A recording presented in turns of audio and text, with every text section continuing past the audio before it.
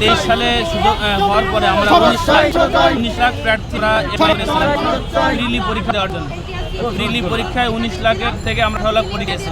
সেখান থেকে 18 লাখ পরীক্ষা দেওয়ার পর আমরা প্রিলি পাস করি মাত্র 4 লাখ রিটার্ন পরীক্ষা দিয়ে আমরা ভাইবা মানে উত্তীর্ণ হই 83,000 থেকে আমরা ভাইবায় অংশগ্রহণ করি 81,000 ভাইবা রিটার্ন পরীক্ষায় পাস করেই আমরা ভাইবা উপস্থিত হয়েছি।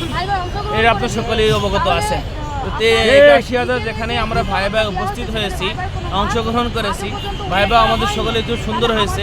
তারপরে আমাদেরকে নট কোয়ালিফাইড দেখানো হয়েছে। আর জানলে অবাক হবেন যে 4 তারিখে গত মাসের 4 তারিখে রেজাল্ট পাবলিশ করার পর যে 60,521 জন কনগ্রাচুলেশন হয়েছেন, তারা পাস করেছেন, তাদেরকে সনদ দেওয়া হয়েছে। তো এই পরবর্তীতে নতুন করে আবার 13 তারিখে সিগনেচার দিয়ে 23 তারিখে পাবলিশ করছে যে নতুন করে 113 জন পাস করছে। এটা আবার কোন ধরনের যৌক্তিক, কোন ধরনের বৈষম্যমূলক আচরণ?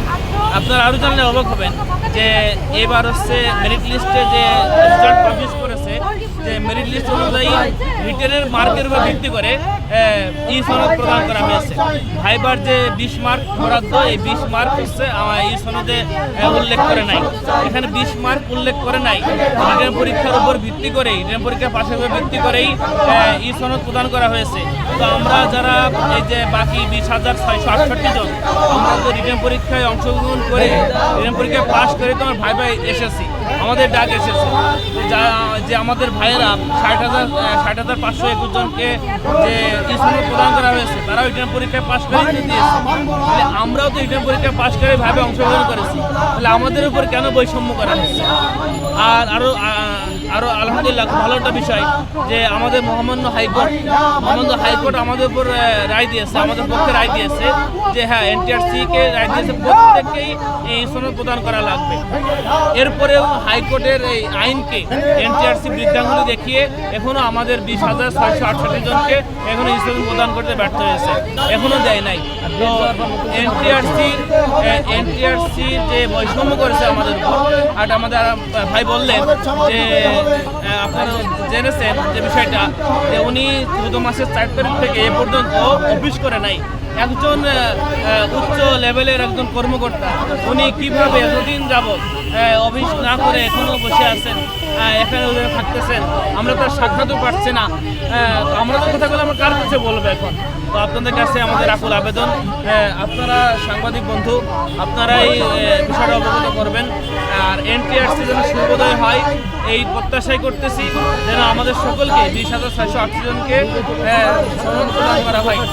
আরও জানলে অবাক হবেন যে বিগত দিনে যে এরকম রেজাল্ট পাবলিশ করা হয়েছে তার পার্সেন্টেজ ছিল 95%, 97%, 98%। অর্থাৎ এখানে দেখা গেছে যারা অনুপস্থিত হয়েছে মাত্র অনুপস্থিত এবং যাদের সনদে ভুল আছে, কাগজপত্রের ভুল আছে, শুধু তাদেরকে নট কোয়ালিফাইড দেখানো হয়েছে, আর সবাইকে পাস দেখানো হয়েছে। কিন্তু আমাদের বিষয়টা ব্যতিক্রম হয়েছে। আমরা প্রায় 30%কে নট কোয়ালিফাইড দেখানো হয়েছে। ভাই নট কোয়ালিফাইড দেখানো হোক, আমরা মেনে নিতাম যদি ভাইবার যে মার্কটা 20 মার্ক, এই যদি সনদে 1 থাকতো, মেরিট লিস্টে যদি 1 থাকতো, আমরা মেনে নিতাম। হয়তো না আমরা ভাইবা আমরা পারি নাই, ভাইবা আমরা যোগ্য না, আমরা মেনে নিতাম। কিন্তু যেখানে ভাইবাই 20 মার্ক সনদে যোগ হয় না, মেরিট লিস্টে যোগ হয় নাই, রিটেন পরীক্ষার ভিত্তি করেই মেরিট লিস্টে করা হয়েছে, কোয়ালিফাইড করা হয়েছে, তাহলে আমাদের উপর কেন এত বৈষম্য করা হচ্ছে? আপনাদের মাধ্যমে এই বিষয়টা অবগত করতে চাই। আর আমাদের আন্দোলন মূল বিষয় হচ্ছে এটাই, হাইকোর্টের আইন বাস্তবায়ন করা।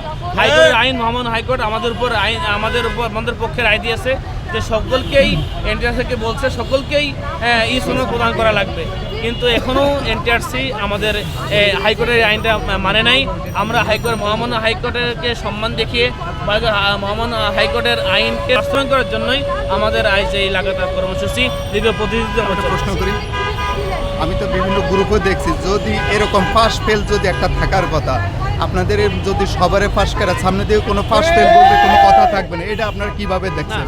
আপনাদের গ্রুপে এটা আপনার বলা বলি অবশ্যই আছে, কেননা আমরা যখন 19 লাখ একসঙ্গে পরীক্ষা দিয়েছিলাম, প্রিলি পাস করেছিলাম আমরা 4 লাখ।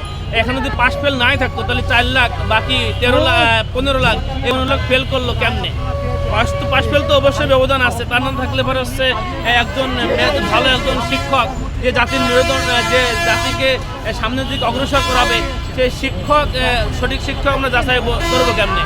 19 লাখ থেকে তো 4 লাখ তো এমনি এমনি আসে নাই, অবশ্যই পরীক্ষার মাধ্যমে আসছে, পাশ ফেলের মাধ্যমে আসছে। আরও বিষয় আছে যে আমরা রিটেন পরীক্ষায় 4 লাখ আমরা রিটেন পরীক্ষায় অংশগ্রহণ করেছিলাম।